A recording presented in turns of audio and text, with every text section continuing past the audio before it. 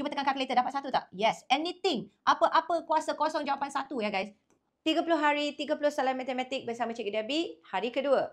27, asas 9 dengan asas 3. Apa yang korang kena tahu adalah, ini adalah form 4 punya chapter ya by the way. Nak tukar kepada asas 3, korang kena go through asas 10 dulu. The base of 10. You need to change all to base of 10 first. 2, 7, letak dalam jadual macam ni. And then, kita tengok asas 9. Asas 9, kena kuasa kosong dari belakang dulu. You start from the back. And then you go to 9, 1. So, you have to memorize the steps. Okay, right now, kita nak carikan asas 10. Kena ambil yang kat depan ini dan darab. You have to multiply them. Okay, lepas tu tambah with the second one. So, you get 7 bracket with the 9, 0. Okay, so now kita selesaikan. 2 times 9 is 18 plus. Okay, you guys have to know. 9 kuasa kosong tu ialah 1 ya. Cuba tekan kalkulator, dapat 1 tak? Yes. Anything. Apa-apa kuasa kosong, jawapan 1 ya guys. Okay, sekarang kita letakkan 7 darab 1 terus 7. Boleh? Jawapan dia ialah 25. Asas 10. Maka kita dapat 25 asas 10. Nak tukar kepada asas 3, macam mana pula kat sini? Kita perlu buat bahagi berulang. Like this.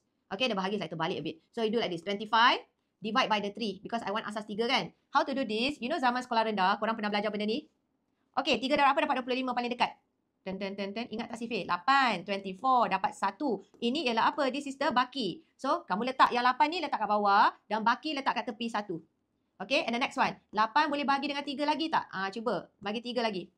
Paling dekat, 3 darab 2 ialah 6. So, dapat baki 2. So, letak 2 ni kat bawah and baki dia ialah 2. So, far so good? Okay, the next one, kena sambung lagi. Okay, now, bahagi dengan 3. Boleh ke 2 bahagi dengan 3 ni? Macam tak boleh je, jadikan kosong. Maka jawapan dia punya baki 2. Okay, dah sampai kosong. Apa yang korang kena buat? Jawapan dia dari bawah ke atas. What did I say? Bawah ke atas. From the bottom up. Jawapan dia 2, 2, 1. So, it's 2 to 1, base of 3. Asas 3. Alright? Dan sekarang korang pun boleh beli Fast Track SPM Matematik buku Cikgu Debbie.